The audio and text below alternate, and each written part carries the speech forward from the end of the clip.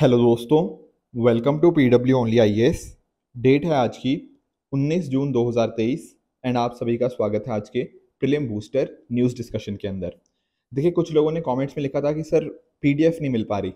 देखो, दरअसल में आप जा सकते हो हमारे Telegram channel PW only IAS official के ऊपर। इसको आप ज्वाइन कर लीजिए, ठीक है। यहाँ पर सारी आपको प्रीलिम बूस्टर हो गया और भी बाकी जो हमारे मेंस इनिशिएटिव्स हैं, प्रहार हो गया और भी बहुत सारी पीडीएफ यहाँ पे आपको मिलती रहेंगी। तो मेक श्योर आप इस टेलीग्राम चैनल को ज्वाइन कर लीजिए, यहाँ पर आपको इसकी पीडीएफ मिल जाएगी। चलिए बढ़ते हैं हम अपने पहले टॉपिक की तरफ, that is Deccan high level principles on food security and nutrition and Maharshi initiative. देखो, देखने में सर बहुत बड़ा लग रहा है, तो इसको एक बार आराम से समझते हैं। देखिए, आप G20 के बारे में जानते हैं, ठीक है। इस साल हमने मल्टीपल बार G20 की अलग अलग मीटिंग्स के बारे में चर्चा करी है। अभी क्या हुआ है ना, G20 में जो एग्रीकल्चर मिनिस्टर्स हैं उनकी मीटिंग हुई। अच्छा ठीक है सर, एग्रीकल्चर मिनिस्टर्स मिल रहे हैं तो कुछ ना कुछ खेती के रिगार्डिंग मिलेंगे, उनके रिगार्डिंग डिस्कशन होगा। बिल्कुल सही बात है। तो यहाँ पर ना इन्होंने क्या किया, एक अडॉप्ट किया एक चीज को, मतलब एक तरह से किसको अडॉप्ट किया, Deccan G20 high level principal on food security and nutrition, ठीक है। तो सर इसके अंदर बात क्या करी गई, मतलब ये प्रिंसिपल्स हमने जो अडॉप्ट किए ये क्या बात कर रहे हैं। देखो, ये बात कर रहे हैं कि मान लो कुछ ऐसी हमारी कंट्रीज होंगी जहां पर कुछ ना कुछ सिचुएशन खराब है, ठीक है ना, कुछ वल्नरेबल कंट्रीज हैं, कुछ वॉर के अंदर हैं। ऐसे कंट्रीज को हम ह्यूमैनिटेरियन असिस्टेंस दें, ठीक है सर। इसके अलावा अगर आप नोटिस करो, दुनिया में ना एक तो होती है कि खाने की कमी है, ठीक है, कि प्रॉपर फूड ही नहीं मिल रहा। और दूसरा होता है कि चलो फूड मिल गया पर न्यूट्रिशियस फूड नहीं मिल रहा। तो इन सभी चीज़ों को हम कैसे टैकल करें कि खाने की कमी को और साथ साथ न्यूट्रिशन खाने की कमी को, ये हम कैसे टैकल करें, यहाँ पे इन प्रिंसिपल्स के ऊपर डिस्कशन हुआ। इसको इन्हेंस करने के ऊपर बात हुई एंड साथ में ही इन्होंने अडॉप्ट किया इस प्रिंसिपल्स के अंदर क्लाइमेट रेजिलिएंट एग्रीकल्चर के रिगार्डिंग पॉलिसी। अब आप लोग सोच रहे होंगे सर ये क्लाइमेट रेजिलिएंट एग्रीकल्चर का मतलब क्या है। देखो, रेजिलियंस का वर्ड आप जानते होंगे। रेजिलिएंट मतलब होता है कि मुश्किल परिस्थितियों में भी ना आप खड़े रहते हो, उसको बोलते हैं रेजिलियंस होना, ठीक है। अब क्लाइमेट रेजिलिएंट एग्रीकल्चर मतलब आप जानते हो कि हमारे देश में क्या हो रहा है, एक तरह का क्लाइमेट चेंज। हमारे देश में क्या, पूरी दुनिया में क्लाइमेट चेंज से हमें नेगेटिव चीज़ें देखने को मिलती हैं। अब क्लाइमेट चेंज का नेगेटिव इम्पैक्ट कहाँ पे आएगा, एग्रीकल्चर पे भी तो आएगा। उसकी भी तो जो क्रॉप यील्ड होती है वो भी नीचे आएगी। अब ऐसे टाइम के ऊपर अगर हमने प्रॉपर टेक्निक्स डेवलप नहीं करी, प्रॉपर पॉलिसीज नहीं बनाई, तो क्या होगा, तो दिक्कत होगी कि क्रॉप यील्ड नीचे आ जाएगी, लोगों को खाना नहीं मिलेगा। तो इसलिए हम पॉलिसीज बनाने हैं क्लाइमेट चेंज के साथ जो रेजिलिएंट रहने के लिए। जैसे फॉर एग्जांपल आपने केरला के अंदर ना पुकाली राइस के बारे में सुना होगा।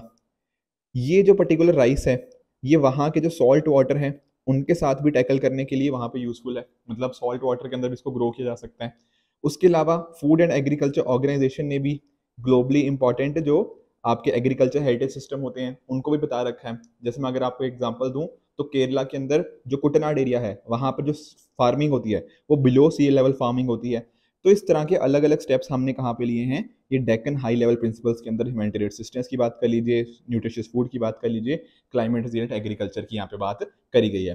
साथ में ही डिजिटल टेक्नोलॉजी को कैसे यूज करना है इन एग्रीकल्चर इन्वेस्टमेंट, ये सारे अलग अलग स्टेप्स थे अंडर व्हाट, अंडर दिस जो Deccan G20 high level principles हमने अडॉप्ट किए on food security and nutrition.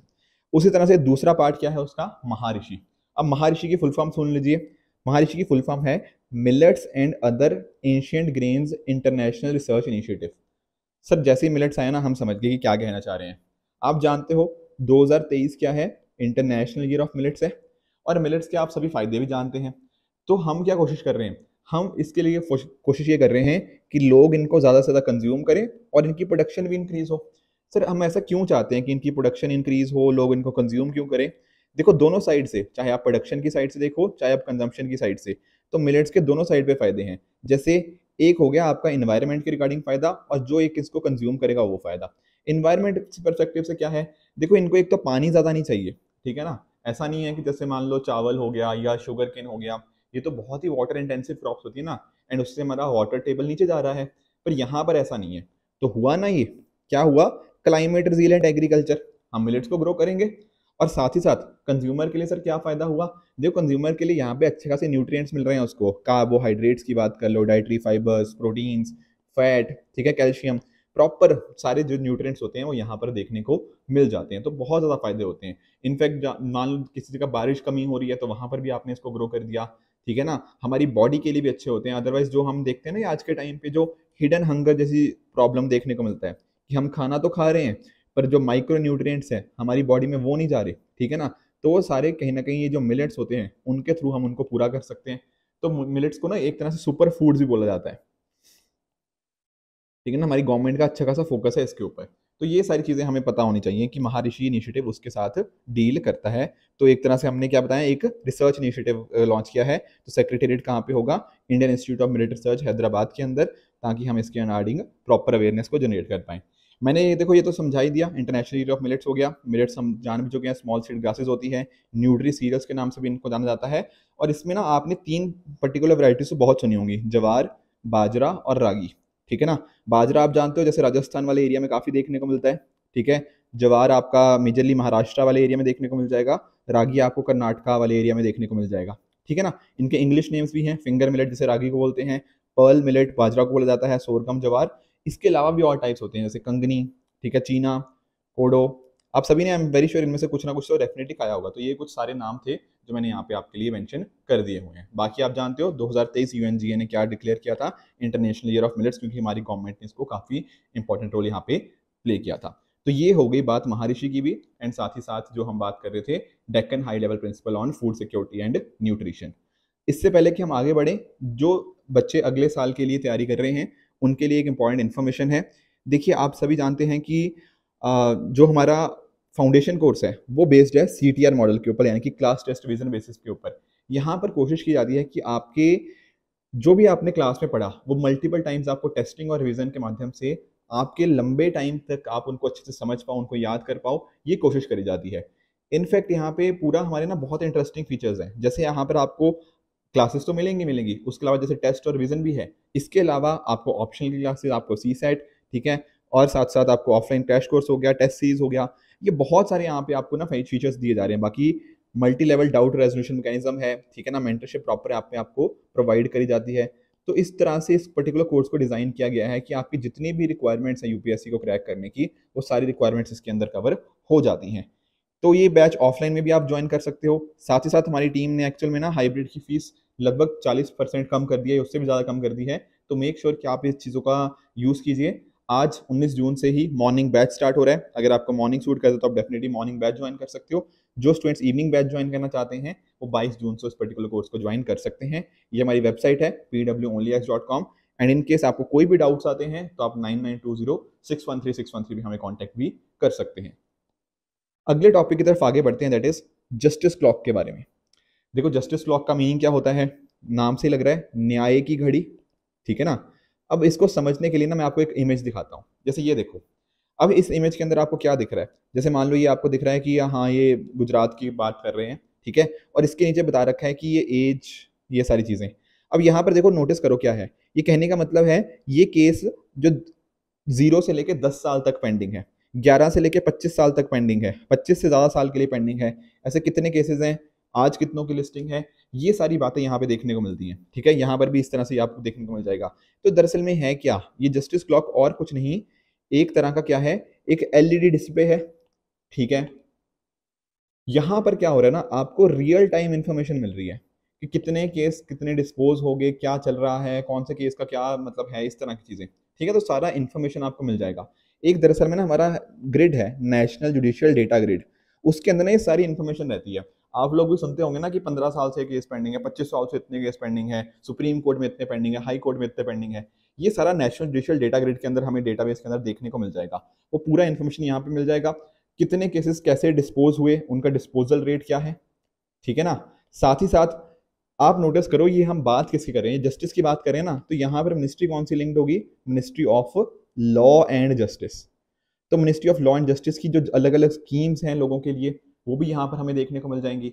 तो ऐसे जो जस्टिस क्लॉक्स है ना, वो अलग अलग हाई कोर्ट्स के कोर्ट कॉम्प्लेक्सेस के अराउंड हम इंस्टॉल कर रहे हैं, इस वजह से पर्टिकुलर चीज न्यूज में थी। बाकी इनका मीनिंग क्या होता है और किस मिनिस्ट्री का इनिशिएटिव है, ये तो हम जान ही चुके हैं। थोड़ा और ऑब्जेक्टिव्स की अगर हम बढ़ें तो एक तरह से लोगों के अंदर अवेयरनेस आएगी जस्टिस सेक्टर के रिगार्डिंग, ठीक है ना। जो प्रॉपर स्टेक होल्डर्स उनको समझ पाएंगे कि कोर्ट कैसे काम कर रहा है, एक आइडिया लग पाएगा कोर्ट के रिगार्डिंग, डेटा का बर्ड आई व्यू हम उसका ले पाएंगे। और ऊपर से ना यहाँ पर थोड़ी ट्रांसपेरेंसी भी बढ़ेगी। ठीक है ना। जैसे जैसे देखो आप जब डेटा देते हो ना, एक तरह से उसके साथ ही अकाउंटेबिलिटी हो गया, ट्रांसपेरेंसी हो गया, ये सारी चीजें इंप्रूव करती जाती हैं। इनफैक्ट एथिक्स के अंदर आप जानते हो, ये आपके आप एथिक्स के अंदर इसका जस्टिस क्लॉक इंप्लीमेंट करने का एग्जाम्पल भी दे सकते हो कि हाँ इससे अकाउंटेबिलिटी हो गया, ट्रांसपेरेंसी बढ़ रही है। और एक जो हमारा बात होती है कि justice delayed is justice denied, उसको हम एक तरह से खत्म करने की कोशिश कर रहे हैं, क्योंकि हमें जब डेटा पता लगता रहेगा ना कहीं तभी वर्क कर पाएंगे। जो चीज़ हम मेजर नहीं कर पाते उनको हम मैनेज नहीं कर पाते। तो यहाँ पर चीज़ों को वही निकालने की, यहाँ पे प्रॉपर स्टैटिस्टिक्स निकालने की यहाँ पर कोशिश है, ताकि विजिबिलिटी बढ़ पाए, लोगों के रिगार्डिंग इन पे इन्फॉर्मेशन बताई जा पाए। इनफैक्ट ना पिछले टाइम्स के अंदर हमारे कुछ सुप्रीम कोर्ट के जजेस ने इनको आर्टिकल 14 के फेवर में भी बात करी है, और आर्टिकल 21 बेसिकली जो हम बात करना इक्वालिटी बिफोर लॉ की और राइट टू लाइफ, तो ये जस्टिस क्लॉक्स उस चीज़ को इंप्लीमेंट करने में भी हमारी हेल्प कर रहे हैं। ठीक है, तो ये कुछ पॉइंट्स थे with regards to justice clock. इसके साथ में देखो एक छोटी सी न्यूज़ है, छोटी सी तो नहीं बट वैसे लास्ट वीक की ये न्यूज़ थी, मैं कल संडे के टाइम देख रहा था तो ये न्यूज़ मिस हो गई थी पिछले हफ्ते, तो इसको आज हम कवर करेंगे। देखो, एक है सिप्री। सिप्री क्या है sir? SIPRI stands for Stockholm International Peace Research Institute. ये आपको ना जो स्वीडन के अंदर एक थिंक टैंक देखने को मिलेगा जिसका नाम है सिप्री। आपने शायद ना इसकी, मैंने भी एक बार डिस्कशन की थी आपके साथ कि कौन सी कंट्री कितना खर्चा अपना डिफेंस के ऊपर करती है। ठीक है ना, जैसे आपने सऊदी अरेबिया का सुना होगा, इंडिया का सुना होगा, किसने कितना इंपोर्ट करवाया कहाँ से, ये सारा डेटा सिप्री के द्वारा दिया जाता है।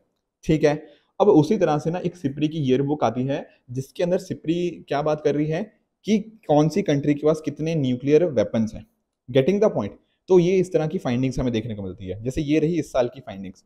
जैसे फॉर एग्जाम्पल आप नोटिस करो, यहाँ पर आप जानते हो कि हमारे दुनिया में 5 तो जो न्यूक्लियर वेपन स्टेट्स हैं, जो हमारी P5 की मैं बात कर रहा हूँ, उसके अलावा 4 और कंट्रीज हैं, जैसे आप जानते हो इंडिया, पाकिस्तान, नॉर्थ कोरिया और इसराइल। ठीक है, तो 5 कंट्रीज ये होगी P5 और बाकी 4, तो ये 9 कंट्रीज के पास कहीं ना कहीं न्यूक्लियर वेपन्स हमें देखने को मिलते हैं।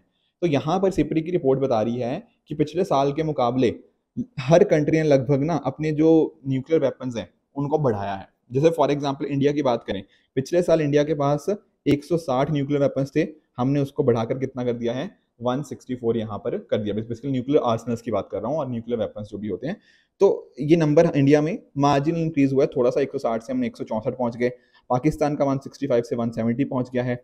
और अगर आप नोटिस करोगे जो top 2 countries that is USA और रशिया, तो लगभग 90% के करीब करीब जो न्यूक्लियर आर्सनल्स और वेपन्स है ना, तो वो यही हमें देखने को मिल जाते हैं। न्यूक्लियर वारहेड्स हमें यूएस और रशिया के अंदर ही देखने को मिल जाते हैं। ये नंबर आप देख सकते हो, तो रशिया के पास सबसे ज़्यादा है, फॉलोड बाय यूएसए।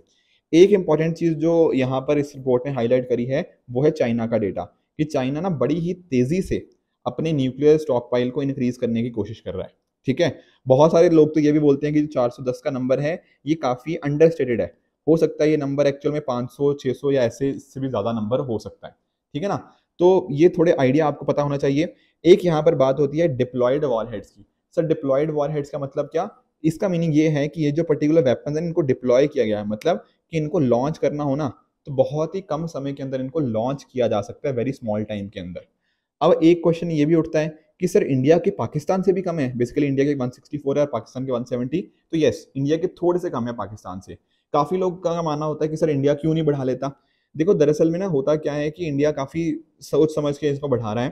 ठीक है, एक्चुअल में क्या होता है ना, न्यूक्लियर स्टॉक पाइल को बनाना और उनको मैनेज करना ये अपने आप में बहुत बड़ा खर्चा है। ऐसे एस्टिमेट्स है दुनिया के अंदर कि मान लो अगर किसी कंट्री के पास 200 के करीब की न्यूक्लियर वेपन्स है ना, तो उसका 15 से 20 बिलियन यूएस डॉलर शायद कहीं ना कहीं उनको मेंटेन करने के अंदर और उनको डेवलप करने के अंदर खर्च होता होगा। अब ऐसे टाइम के अंदर इंडिया चाहता है कि हाँ एक तरह से हमारे पास न्यूक्लियर वेपन्स हों जो बाकी कंट्रीज के साथ डेटरेंस की तरह भी काम करें, but at the same time हमें चीज़ों को, रिसोर्सेज को अच्छे से यूटिलाइज करने की भी कोशिश करनी है। तो इस तरह से आप देख सकते हो कि हाँ इंडिया के केस में ये 164 के आसपास देखने को मिल जाएंगे। बाकी यही सेम डेटा है, मैंने आपको यहाँ पे बता दिया है कि किसके पास कितने हैं। ठीक है ना, वही सेम डेटा यहाँ पे लिखा हुआ है, तो इसको आप पढ़ सकते हो। बट ऑल दो वो डेटा यही था कि 90% न्यूक्लियर वेपन्स हमें रशिया और यूएसए के पास देखने को मिल जाएंगे। ठीक है ना, और हर कंट्री के ही हमें ये जो न्यूक्लियर वेपन्स है वो इंक्रीज होते हुए देखने को मिल जाएंगे, जैसे चाइना के केस में हमें देखने को मिला है। ठीक है ना, इंडिया के केस में बढ़ाने का क्या पर्पस है 160 से 164 का? कहीं ना कहीं हमारे, आप जानते हो देखो नेबरिंग कंट्रीज हैं चाइना और पाकिस्तान, चाइना बहुत तेजी से बढ़ा रहा है, पाकिस्तान भी बढ़ा रहा है, तो ऐसे टाइम पे भी ना इंडिया को भी करना ही पड़ेगा, इंडिया के पास और कोई ऑप्शन नहीं है, मतलब India has to keep on the pace, right. इसके साथ ही हम अगर थोड़ा सा अगर सिप्री की बात करें तो वैसे तो मैंने आपको बता ही दिया, ठीक है ना, एक तरह का स्टॉकहोम स्वीडन के अंदर हमें देखने को मिलता है, एक थिंक टैंक है एक तरह से, 1966 के अंदर इसको एस्टेब्लिशमेंट हुआ था, इंडिपेंडेंट इंटरनेशनल इंस्टीट्यूशन है, ठीक है, एक तरह का डेटा एनालिसिस रिकमेंडेशन बताता है बेस्ड ऑन ओपन रिसोर्सेज, ठीक है ना। तो ये सारी चीज़ें हो गया कि एक तरह से बताता रहता है कि सिक्योरिटी कैसी है, कितने डिफेंस के ऊपर कितना खर्चा है, पूरा आपस में कंट्रीज के बीच में डायलॉग भी बढ़ पाए इन चीज़ों के बेसिस के ऊपर, ये सारे काम सिप्री के देखने को मिल जाते हैं। नेक्स्ट टॉपिक की तरफ आगे बढ़ें, that is prime ministers museum and society. इसको समझते हैं। देखो आप जानते हैं हमारे जो पहले प्रधानमंत्री जी थे, ठीक है, पंडित जवाहरलाल नेहरू जी, ठीक है, तो वो ना अपना ड्यूरिंग हिज एंटायर टाइम, मतलब फ्रॉम अगस्त 1948 से लेकर जब उनकी डेथ होती है 1964 के अंदर, ये उनका ऑफिशियल रेजिडेंस हुआ करता था, ठीक है। बेसिकली इसको बनाया गया था, ये जो बिल्डिंग की मैं बात कर रहा हूँ 1929-1930 में बनाया गया था, जो एडविन लुटियंस के जो इंपीरियल कैपिटल थे, तीन मूर्ति हाउस। तो उस टाइम के ऊपर 1929-30 के टाइम पे तो क्या था, जो उस टाइम के इंडिया के कमांडर इन चीफ हुआ करते थे, ठीक है ना, उनका एक तरह से घर हुआ करता था उनका, ठीक है। बाद में हमारे प्रधानमंत्री जी जो थे पंडित जवाहरलाल नेहरू जी, उनका घर बन गया।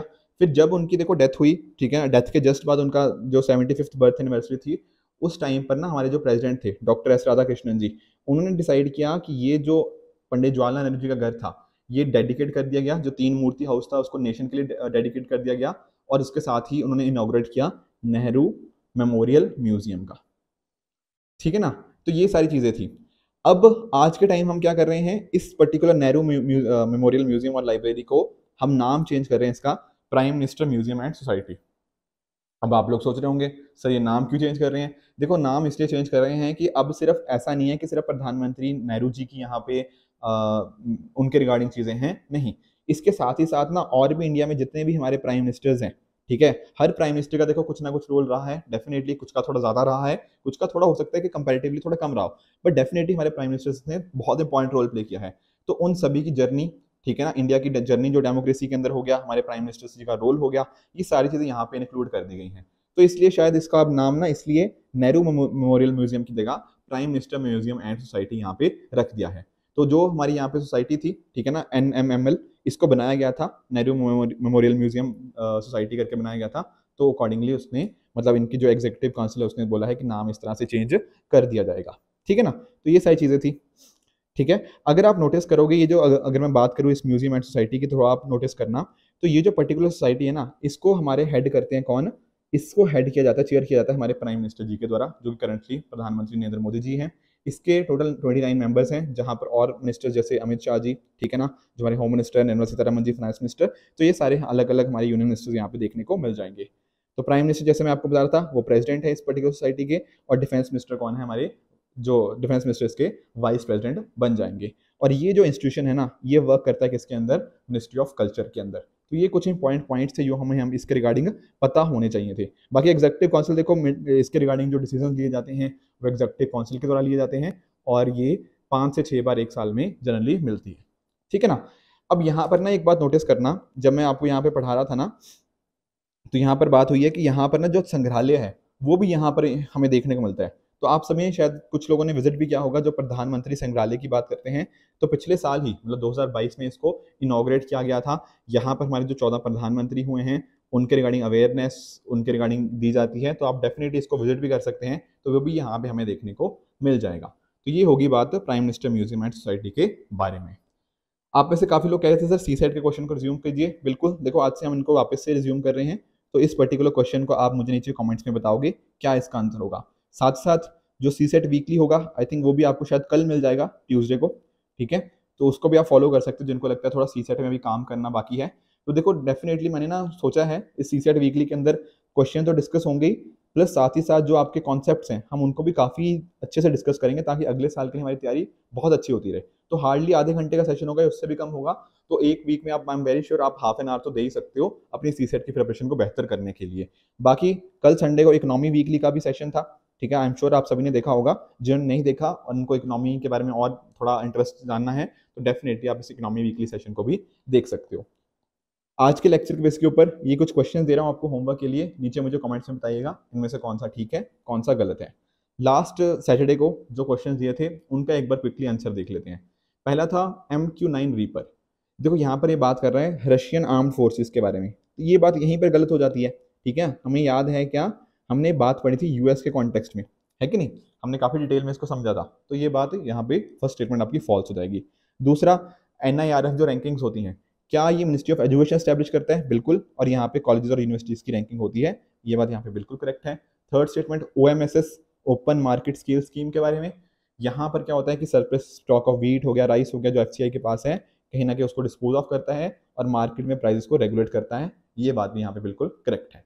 चौथा स्टेटमेंट, गोल्डन जैकाल के बारे में, ओमनीवोरस होता है, बिल्कुल ठीक है ये बात। और दूसरी बात, जब ह्यूमन सेटलमेंट के आसपास आता है ना, तब वो नॉकटर्नल हो जाता है, ये बात भी करेक्ट है। हमने पढ़ा था ना, ये डायर्नल भी है, नॉकटर्नल भी है, पर जब ह्यूमन सेटलमेंट्स के पास में आ जाता है तब ये स्ट्रिक्टली नॉकटर्नल हो जाता है। तो ये चीजें भी हमें अच्छे से पता है।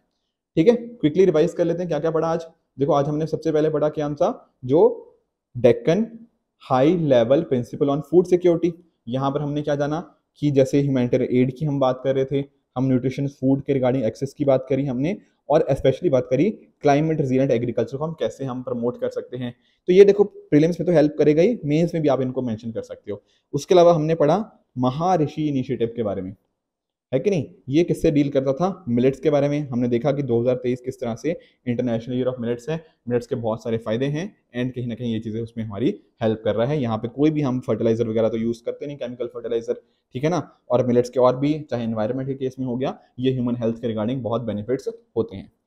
फिर हमने पढ़ा जस्टिस क्लॉक्स के बारे में। यहाँ हमने देखा कि ये जो हमारा ministry of law and justice का एक इनिशिएटिव है, एक तरह का क्या है, ये एलईडी डिस्प्ले है, जहां पर हमें क्या प्रोवाइड किया जाता है, रियल टाइम इंफॉर्मेशन मिलती है कि कितने केसेस हैं, कितने उनमें से डिस्पोज हो गए हैं, कितने की पेंडेंसी है, कितने सालों की पेंडेंसी है, ये सारी बातें। तो जो भी हमारा नेशनल जुडिशियल डेटा ग्रिड का डेटा होता है, वो रियल टाइम के अंदर यहाँ पे डिस्प्ले किया जाता है। हमारे आर्टिकल 14, आर्टिकल 21 को ये इंप्लीमेंट करने के अंदर बहुत इंपॉर्टेंट रोल प्ले करता है।